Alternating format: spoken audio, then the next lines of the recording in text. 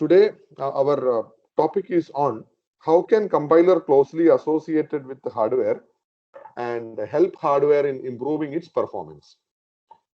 So we all know that essentially when you want a task to be done on a computer or a microprocessor, you will write a high level language program, and using compiler and operating system you are going to translate them, and then the machine code is generated, and this machine code is stored inside memory, and from where the pipeline will take care of fetching the instruction, decoding, reading the operand, performing the operation, and then write the result. So we have seen how instruction level parallelism can be exploited. That is what is known as ILP. So ILP stands for if between adjacent instruction, subsequent instruction, if they can be parallelly executed, if there is no dependency between them, or even if there is a dependency, can we operand forward them and handle it. Excuse me.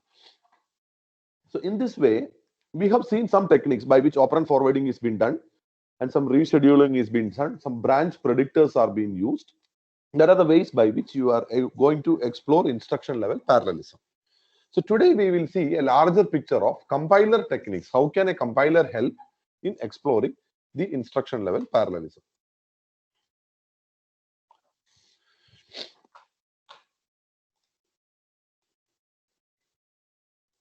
Okay, so pipelining overlaps the execution of instruction. That is what we have already learned. Between subsequent instruction, we can slightly overlap. That means without or before the completion of instruction n, I can initiate the execution of instruction n plus 1. And what we do during this time, during pipeline, is to exploit instruction level parallelism that is there. And there are basically two approaches. How can you exploit instruction level parallelism? One is compiler based approaches, which we call it a static approach. Other one is known as hardware based approach, or it is also known as dynamic approach. So we know that, let us say there is a hardware we have, and you have your compiler that is going to run on it, and then I'm going to give a program P. Program P will come to the compiler, and then from the compiler I am going to dump these things into hardware, and your instruction pipeline is being there in the hardware. Now, looking at the dependency, or looking at which instruction has to be apart from some other instruction, or trying to anticipate what would happen if this is going to be the sequence of instructions that is to be dumped into the hardware, and if hardware is going to execute this instruction in order, can the compiler anticipate what are the kind of stalls or dependency that are going to come? Is there any way can the compiler rearrange this code such that when the program reaches the hardware, it will execute with the minimum number of stalls? So what I have here is a program. Compiler generates the equivalent machine. So A is a high level language. A dash is the compiler is going to generate the code. After that, compiler is going to optimize the code to A double dash, where some kind of a rearrangement happens from the compiler side. And that is what is not a static approach. So why it is static? As far as the hardware is concerned, whatever order that is coming, that same code I am going to execute. In dynamic approaches, what we do is compiler is not going to put up any extra effort. Compiler will generate the machine code and give. At the hardware, I am trying to perform out of order execution. So in compiler based approach, compiler will reorganize, but whatever is the reorganized code, there is no out of order execution on top of it. So already it is out of order scheduled by the compiler, and then you run in order execution. So as far as the program is concerned, the program's execution happens in a different order other than the program order, but who is rearranging it? Whether it is happening at the compiler side, then we call it a static approach, and when it is happening at the pipeline side, then we call it as a dynamic approach.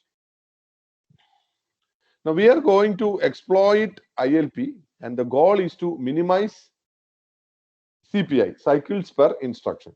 So we know that pipeline CPI is defined as the ideal CPI or the base CPI, that is one cycle per instruction, plus the three types of hazards that we have seen: structural hazard, data hazards, and control hazard. It is these three times, then we are going to have your stalls that is coming.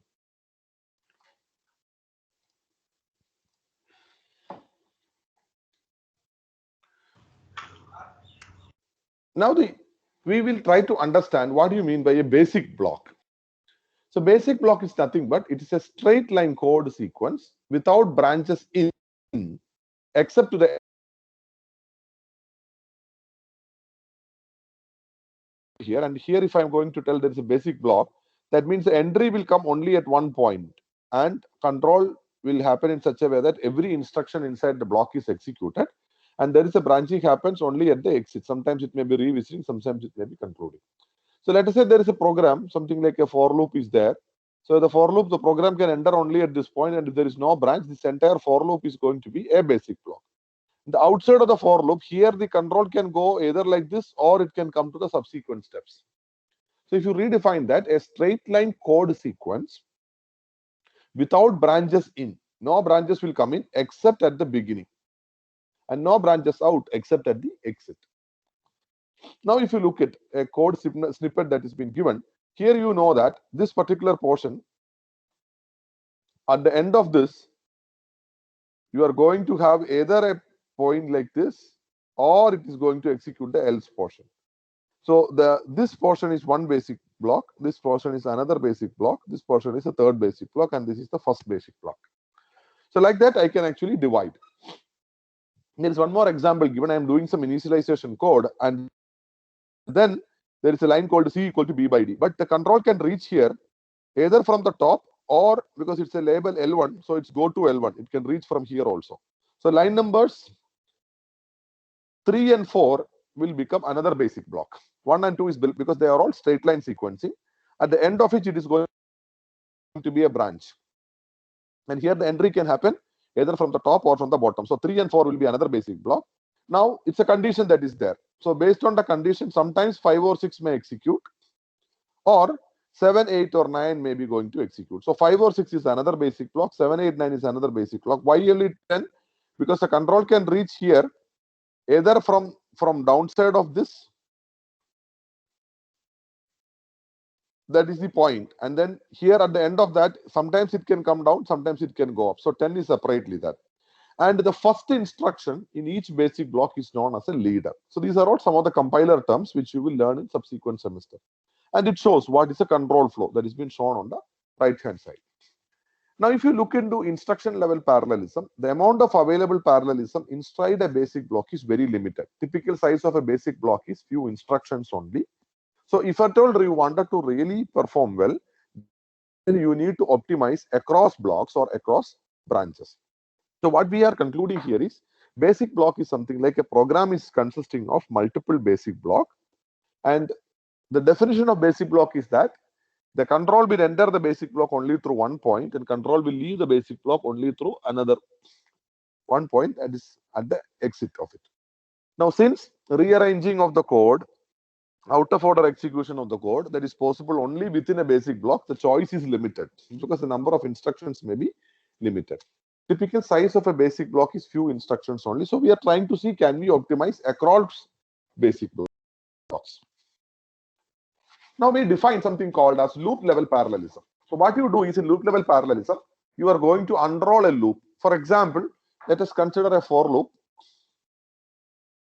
And if there is 3 lines, if you try to reorganize them, then it's only between your line A1, A2 and A3 only reorganization possible. Let us try to unroll this loop such that I'm going to have the second instance of A1, I call it as A11, then A22 and A33. Similarly, A111. These are all the same instruction that is happening in the third iteration of the loop. Now I have total of 9 instructions. So any kind of reorderization and all, it is now I will have more choices available. So that is called the concept of loop unrolling. Now what is the challenge? If your A11 is going to be dependent on A3 or A33 is dependent on A22, if one instruction that happens on one of the iteration of the loop is dependent on a previous iteration, then that is going to create a problem. So data dependency will tell that there is a possibility of a hazard, and then dependent instructions, as we know, it cannot be executed simultaneously. So pipeline determines if dependency is detected and if it causes a stall or not.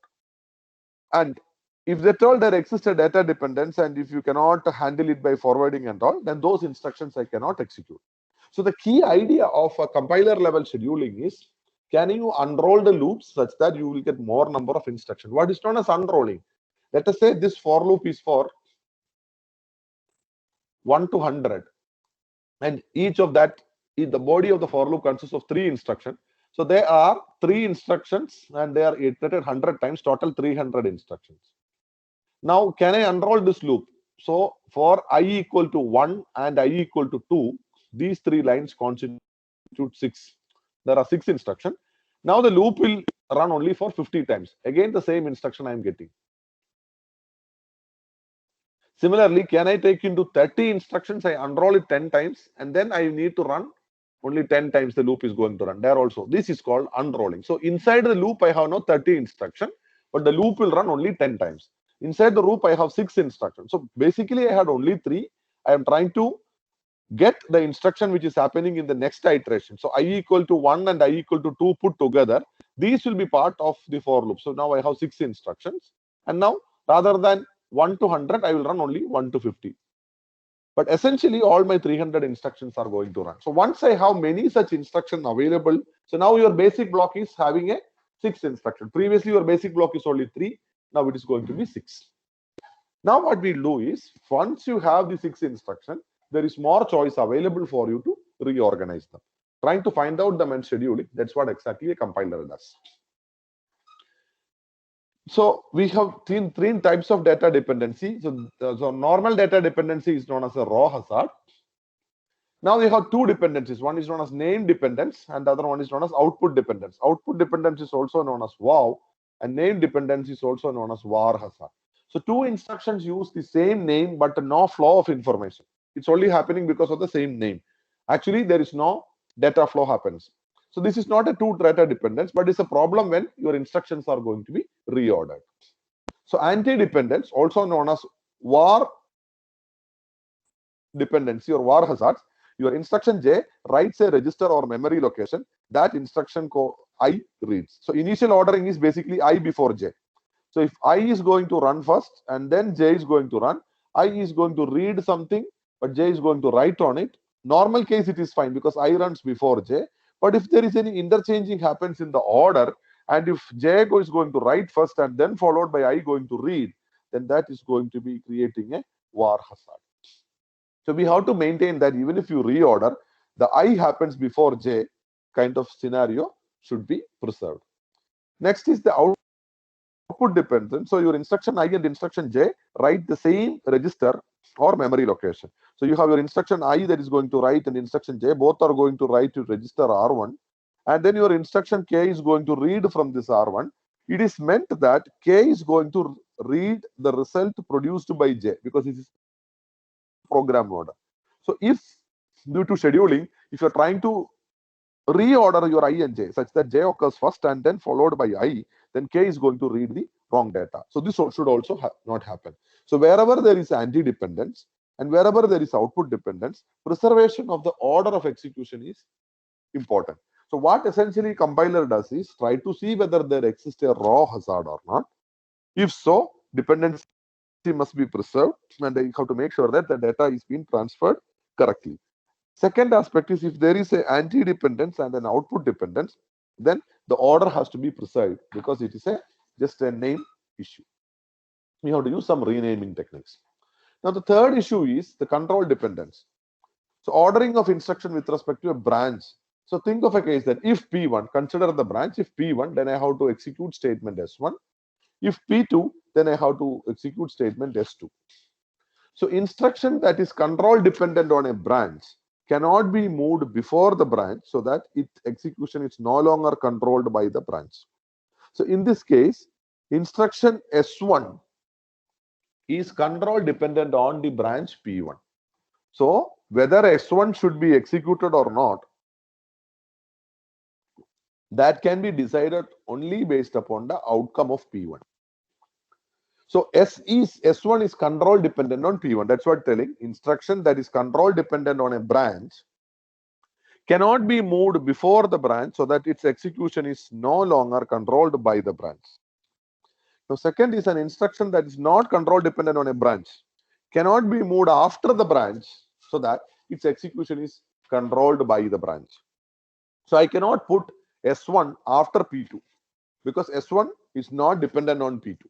So these conditions I have to make sure. So when I reorganize, control dependent instructions has to be still control dependent. An instruction that is control dependent on a branch cannot be moved before the branch so that its execution is no longer controlled by the branch.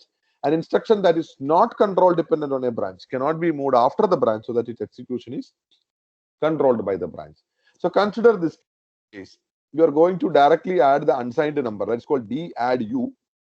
Directly add the unsigned number. R2 and R3 are added and going to be putting the result in R1. Now I am putting branch if equal to 0.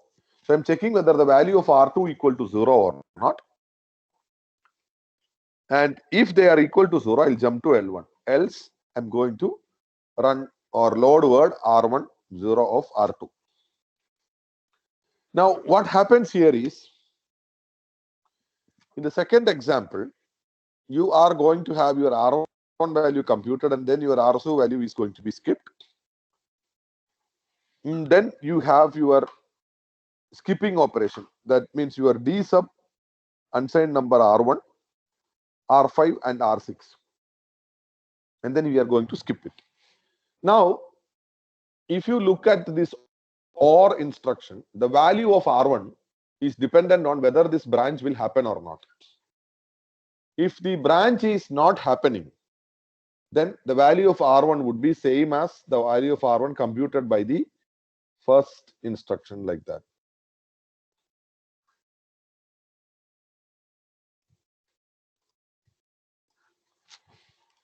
See, I'm telling this R1 will be reflected here if this branch is not happening.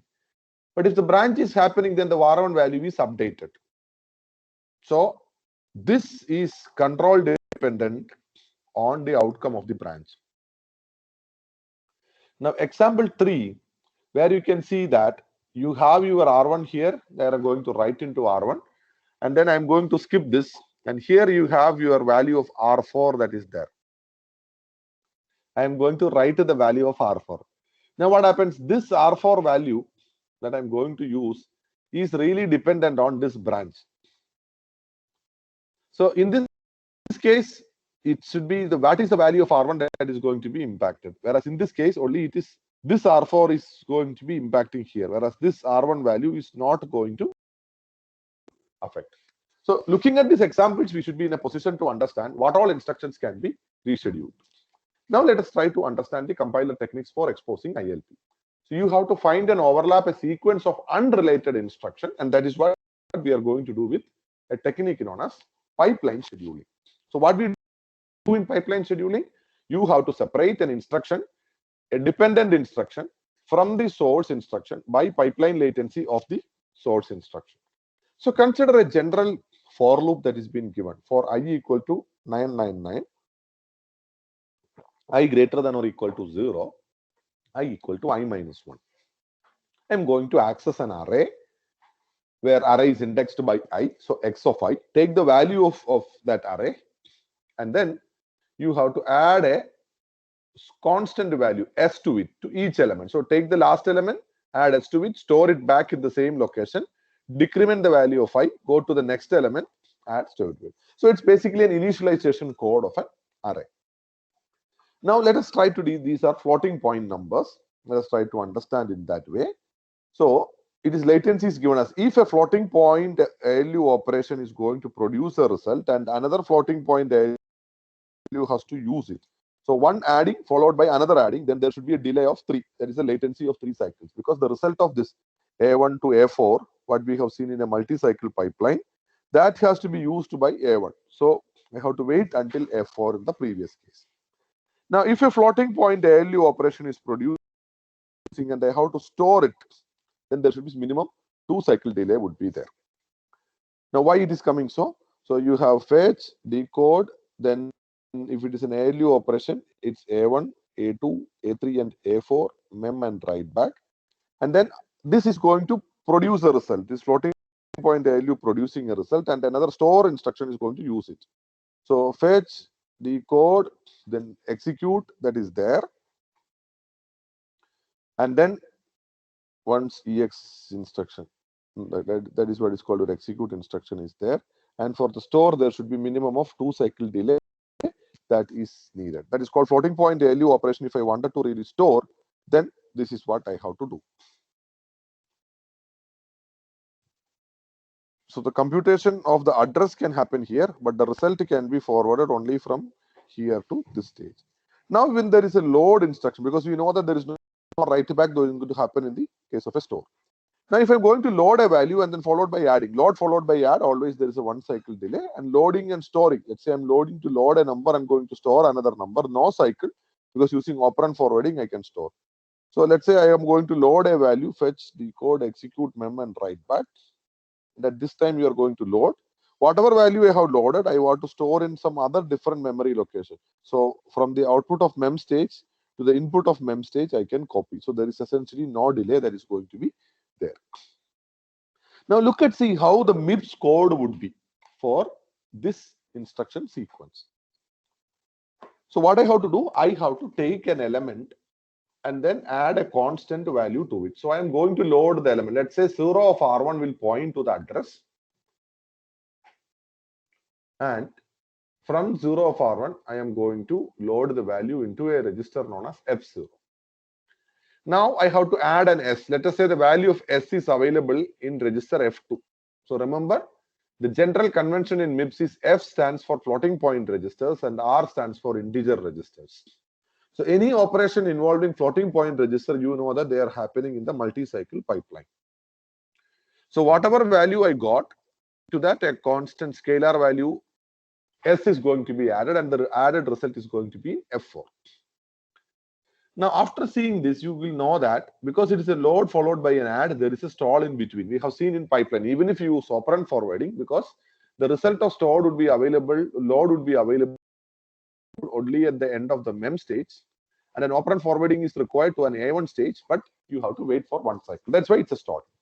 Now, once I got the result, I have to store the result back into the same location. So what is the address? 0 of R1. I have to store the value available in F4 to 0 of R1. And we know that after a floating point operation, if I wanted to store, there is a 2 cycle latency. So there are 2 more stalls. Now, I have to go to the next element. How will I go to the next element? I have to change the address. So how do I change the address? R1 equal to R1 minus 8, because each of the floating point number is being kept inside a 8 bytes. So I have to subtract by another 8 location. R1 equal to R1 minus 8. Then I'm checking branch if not equal to. If R1 and R1 2 are whether they are not equal to or not. If they are not equal, then I am going to reduce. So R2 is going to be my limiting value. And then the loop is repeating. So next time when I come to 0 of R1, then it's a new address, because R1 value is already updated. Again, I'm using the same F2 contains the scalar, and new value get loaded to F0, add it to F4, store the value, again decrement, compare whether I have done or not. So this will be done for 1000 iteration or 999 iteration. Is there any doubt in the conversion of this C++ code into the equivalent MIPS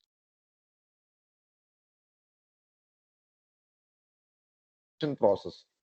How this is also being done? How come you got this numbers?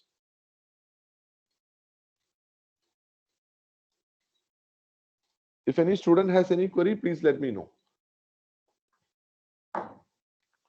Sir, could you explain the D add UI R1, -8? Yeah. So in the for loop, what we are trying to do, we are trying to go and see the last element. We are going for the value of IS999, go to the last element, and then I am going to read the value, add a scalar value S to it, and then going to store the result. And then I'm going to repeat in the loop. So why we use the loop? There are some variables that I change, and the effect of that change will help me in accessing the next location. So as per the for loop, once I access xi, how do I go to the next location? The value of I is reduced by 1. In for loop, let us say I'm going to define this x of I as a double precision floating point unit. Then each value of x will be stored in 8 consecutive bytes in memory. So 8 consecutive bytes will constitute your 1x of I. So how do I go to the very next one? So this was pointing me what is the starting address, and now I subtract another 8 in order to get the next number. So the next number is here, another 8 location. So each number is represented in 64 bits because it's a double precision. Now this stands for directly add unsigned number immediate. So why it is immediate addressing mode?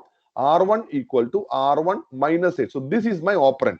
Generally what you have seen is R1, R2 and R3 where all the operands are registers. In this case, the resultant is R1. One of the source is R1. The second value is a scalar value minus 8 that is also given. We call it as immediate addressing mode. Is it clear? Yes, sir. Thank you. Why 8 and then what is the meaning of this D add UI?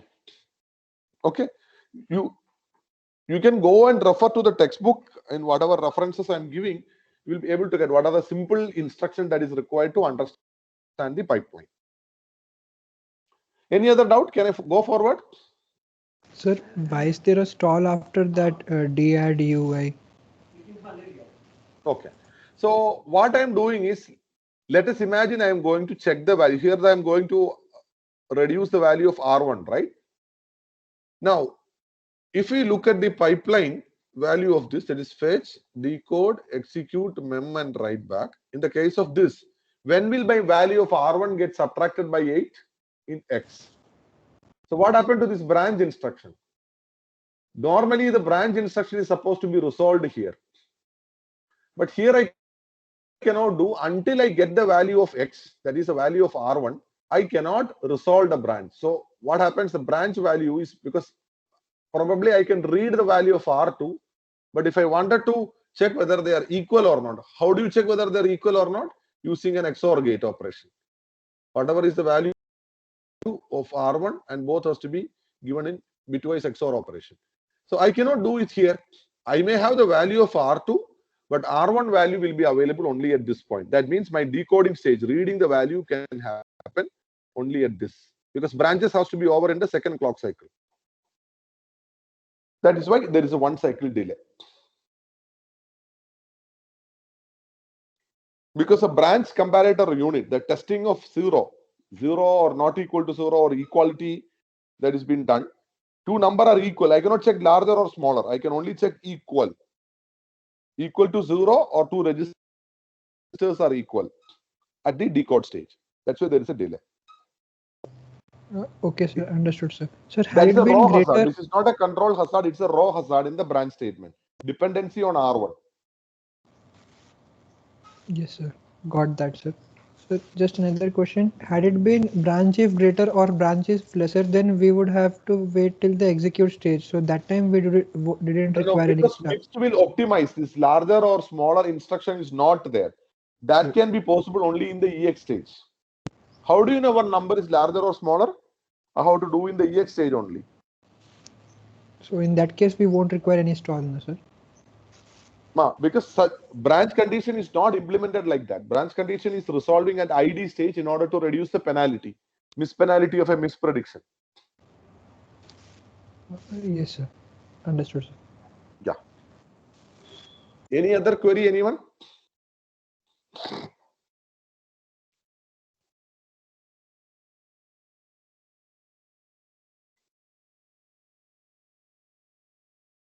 Okay.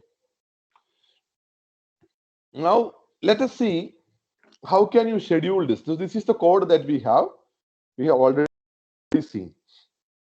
So how many times this loop is going to run? The loop is going to run 1000 times, and each of the iteration has 4 stalls. So I will get total of 4000 stalls in the execution of this program. Now, can compiler do something with respect to this? Can compiler reduce the stall? Any idea, anyone? So what we see is a basic block, because the control enters here and the control leave only here. All other instructions will be executed sequentially. So within a basic block, here I have 4 instructions. Can I rearrange these instructions such that I can reduce the stall? Any possibility, anyone?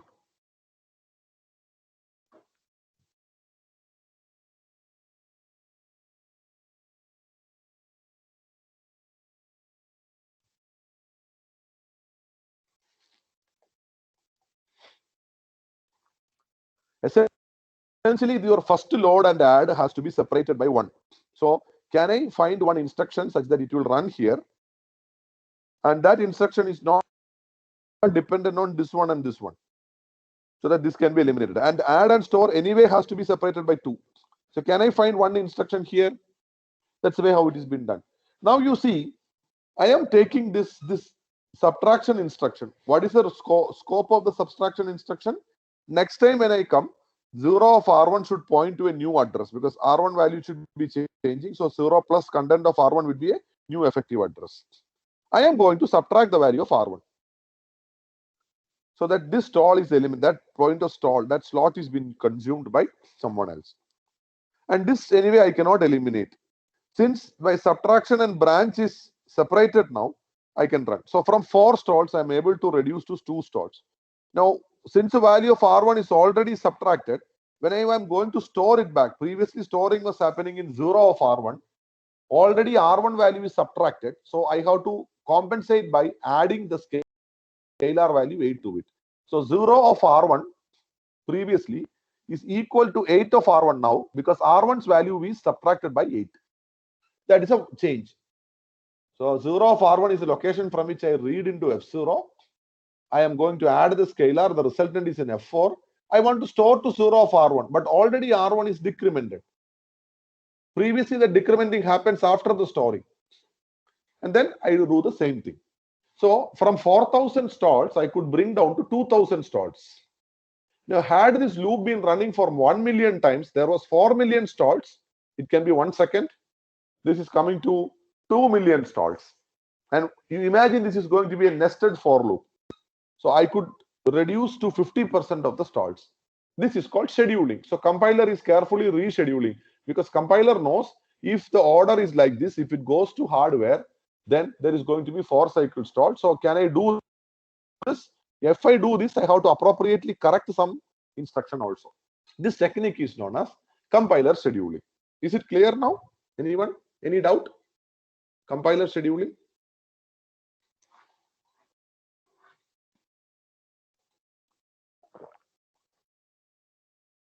Is the idea of changing of 8 of R1, is it clear?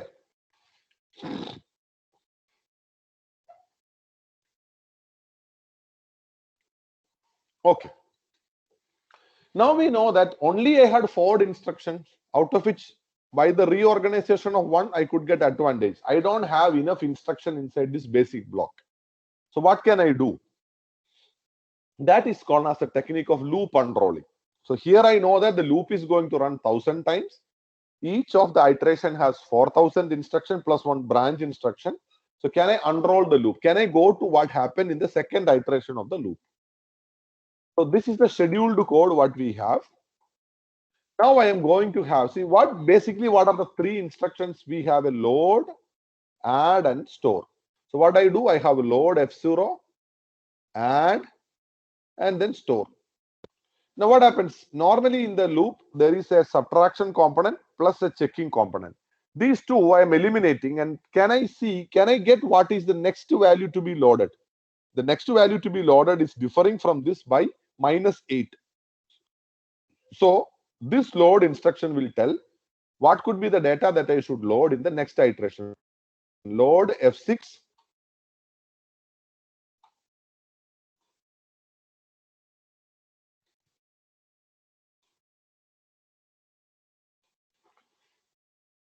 Load F6 -8 of R1. So previously, I was using this DADD for subtracting R1. Now R1 value remains same, but I'm using the scalar component value such that overall my effective address still will be pointing to do. Remember, this time I'm loading to a new register called F6. Previously, my data was kept in F0.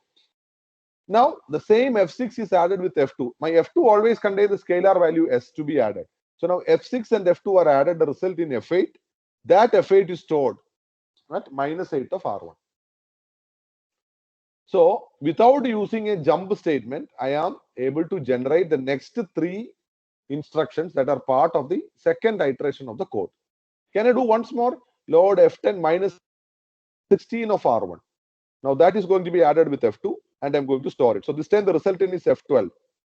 Again do one more time, minus 24 of R1. Now I have unrolled it 4 times. So once I do that, then I will subtract the value of R1 is equal to R1 minus 32. And then I'm going to jump. So now the loop has come down to, out of 1000 times looping, now the loop has come down to 250 times. So I have only now 250 branch instructions and 250 subtraction instructions.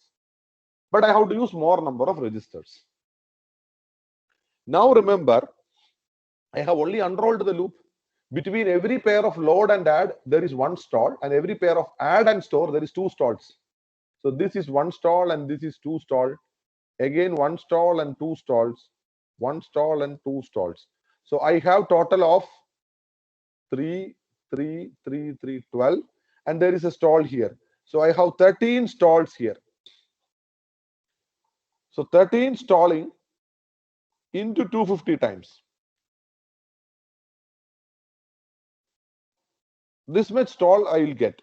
So the number of stalls between this D add and that one was happening every time, but the number of branch instruction was previously 1000, so that I am able to reduce the value. So previously I had 4 stalls into 1000, that makes it 4000. Now I am going to have only less than that. So when I call it as 250 to 3, it becomes to 3250 stalls. That means reduction I am able to get. But then I require more number of registers. Now let us see, once I have done the loop unrolling, this is the unrolled code, what I have. Now can I schedule it? Scheduling means can I reorganize? You know that between every pair of load and add and store, there are stalls. And here also I have a stall. So now my basic block starts from here to here. I have enough number of instructions that gives me scope for rearranging. Let us say I put all, because every load and the corresponding add which operates on F0 has to be separated. So let me put all the loads together. Let me put, so this add and this load are now sufficiently separated. Similarly, this load will get a value that is to be added with this F6 and F6. They are separated. F0 and F0 separated. Now, whatever this add produces, the result is in F4. That has to be stored. So add and store is separated. Now I need to have a separation between them. So I am putting this instruction in between, and accordingly, any value on address computation has to be adjusted. So this is called a scheduled unrolled loop. So first is scheduling within a basic block, then I performing unrolling, then I'm going to reorder the instruction. So in this way, we have seen how can compiler increase the block size. So during this process, I am reducing the number of branch instruction. What is the advantage I get? Number of branch instruction is reduced, means number of control hazard case also will come down. Now, absolutely there is no stall. I am coming to 0 stall case.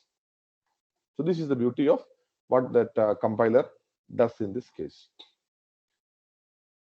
Now, how many times you unroll? This is a technique basically known as strip mining. You don't know about the number of loop iterations that you can do. And then here it is 1000 and we are unrolling 4 times.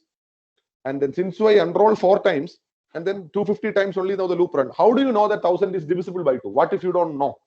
So what do you know? You have to make k copies of the loop. And number of iteration will be reduced to n. And if, how do you know that?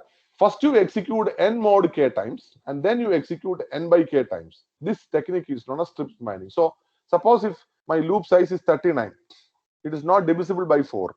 So what I do, I first run it for 3 times.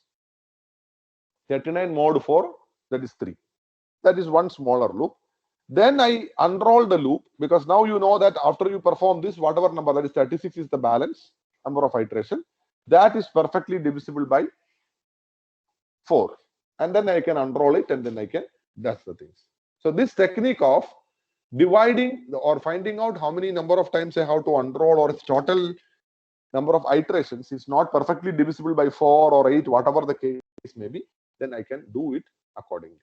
So example, let's n equal to 35 in k. First loop 1 execute 3 times, and then loop 2 is your unrolled loop. Loop 2 execute 8 times by unrolling 4 copies per iteration. So 8 into 4, 32, plus this 3, that makes it total of 35 loop iterations are going to happen. So what are the steps in loop unrolling and scheduling? Determine that unrolling the loop would be useful. First of all, compiler has to know whether unrolling means it will increase the code size. Previously, my code was 10 lines. Now it is going to be 15 lines, 20 lines, whether it's going to be useful or not. Then identify the dependency of the loop iterations. Use different registers to avoid unnecessary constraint put in on the same computation. Eliminate extra testing and branch instruction and adjust the loop termination and iteration code accordingly.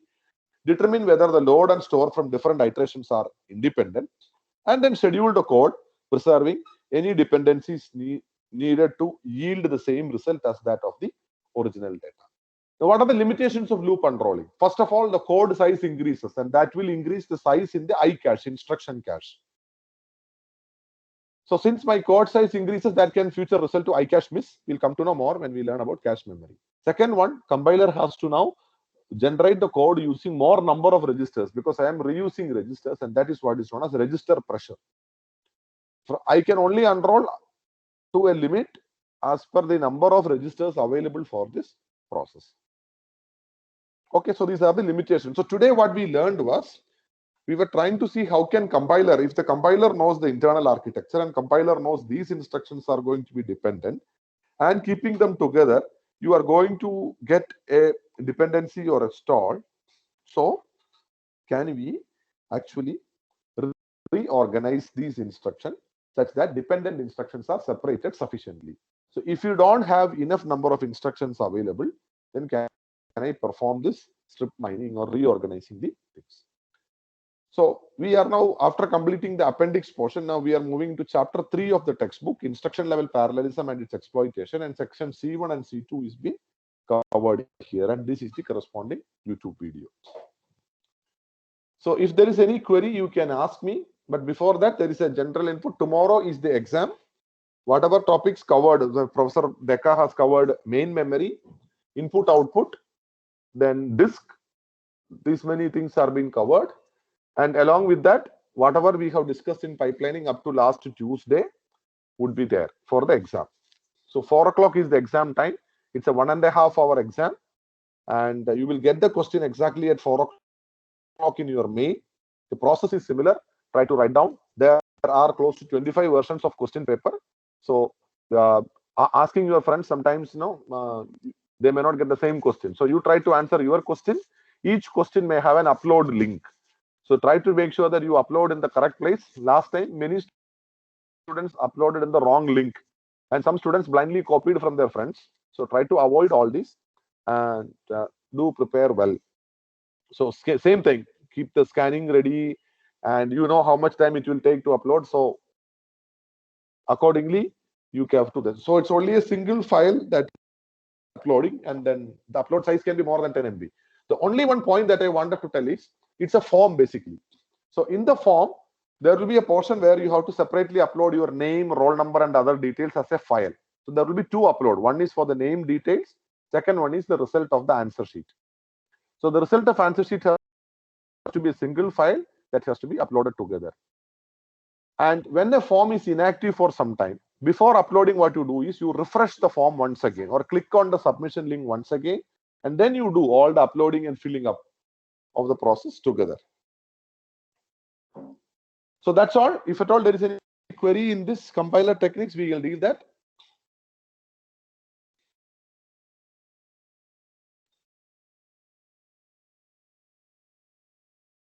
So any queries, or if there is no queries, the class is over.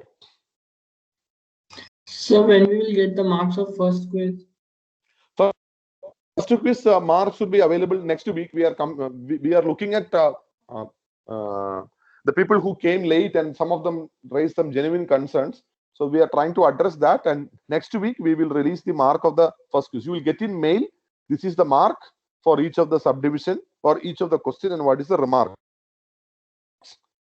And then if at all you have any query, we will float a form. a Microsoft Forms, and in the forms you can tell this particular question I have a query, or it has to be rechecked. What is your comment? We will accordingly look into it.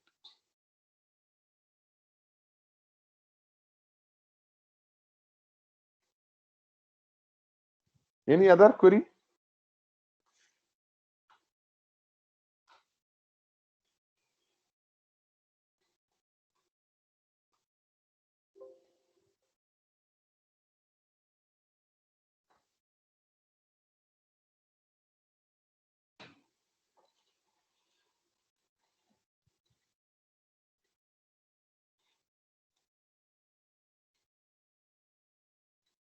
If there is no other query, then class is over. And all the best for tomorrow's quiz.